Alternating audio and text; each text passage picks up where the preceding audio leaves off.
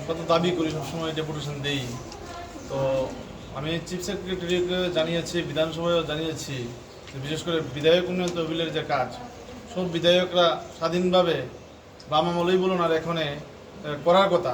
বাম আমলে যারা বিধায়ক ছিলেন, রতনলাল নাথ বর্তমানে মন্ত্রী, উনিও বিধায়ক ছিলেন। উনি যখন আমাদের বামফ্রন্ট সরকারের সময়ে বিধায়ক উন্নয়ন তহবিলে কাজ করতে গিয়ে কোনোদিন বাধাপ্রাপ্ত হয়নি, আমরা এরকম শুনিনি। উনিও বলতে পারবেন না। প্রকাশ দাস ছিলেন, যিনি এখন বর্তমানে বিজেপি নেতা, উনিও বিধায়ক ছিলেন বামুটিয়ার, কিন্তু কোনোদিন বাধাপ্রাপ্ত হয়নি বিধায়ক উন্নয়ন তহবিলের কাজ করতে গিয়ে। কিন্তু আমি বিধায়ক হওয়ার পর থেকে বামপন্থী বিধায়ক, সরকার বিজেপি চলছে, কিন্তু এমএলএ ফান্ডের কাজ করতে পারছি না।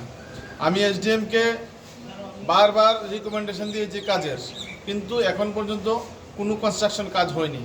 ব্লকে দিয়েছি, ফাইল চাপা দিয়ে রেখেছে। এগ্রিকালচারের কাজ গেছে, ফাইল চাপা দিয়ে রেখেছে। যারা অফিস পরিচালনা করছে তাদেরকে হুমকি ধমকি দেওয়া হচ্ছে যাতে বিধায়ক উন্নয়নের তহবিলের যাতে কাজের কোনো স্টিমেট যাতে না করে, ওয়ার্ক অর্ডার যাতে না বের করে, এইরকম পরিস্থিতি এখন বামুটিয়ায় চলছে।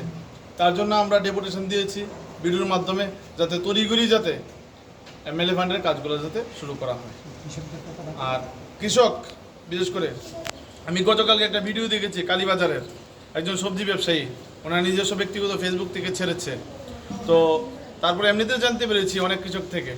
তো আমি ফেসবুকের এই বিষয়টা কেন বললাম, এটা অনেক শেয়ার হয়েছে একটা ফেসবুক ভিডিও, যে কালীবাজারে সবজি এনেছে, বিক্রি করতে পারছে না, 5 টাকা 10 টাকা সবজির দাম, বিভিন্ন সবজির দাম কমে গেছে, কৃষকরা মাথায় হাত। কিন্তু তাদেরকে বাজার থেকে কৃষি সরঞ্জাম, বিশেষ করে সার, বীজ, ঔষধ, এই এত টাকা খরচা করে এই সবজির দাম যদি এরকম হয় তাহলে তো কৃষকরা মরবে। সে বলছে ভিডিওতে যে এখন কোথায় মন্ত্রীরা, এখন কোথায়, এখন কেন আমাদের খবর নিচ্ছেন না? কিন্তু মাইক বাজিয়ে এই করেছে সেই করেছে তারা বলে যাচ্ছে। কৃষক সম্মান নিধি কি বলে না, কতজন পায়, যে প্রকৃত কৃষক সে পাচ্ছে না, কিন্তু যারা কৃষক তারা নাজেহাল অবস্থা কালীবাজার। স্বাভাবিকভাবে যাতে কৃষকদের সার, বীজ, বিভিন্ন কৃষি সামগ্রী যাতে ফ্রিতে দেওয়া হয়, তার জন্য আমরা আজকে দাবি রেখেছি এখানে। বিশেষ করে আমাদের গুরুত্বপূর্ণ বামুটিয়ার উন্নয়নে যে সীমান্ত হাট বলেছেন, এখানে সীমান্ত হাটটা আমাদের বামুটিয়ার উন্নয়নের ক্ষেত্রে খুবই গুরুত্বপূর্ণ। আমাদের বাম আমলে সব কিছু রেডি করে রেখেছিলাম, কিন্তু বিজেপি সরকার প্রতিষ্ঠা হওয়ার পর কেন জানি এটা বদ্ধ করে রেখেছে।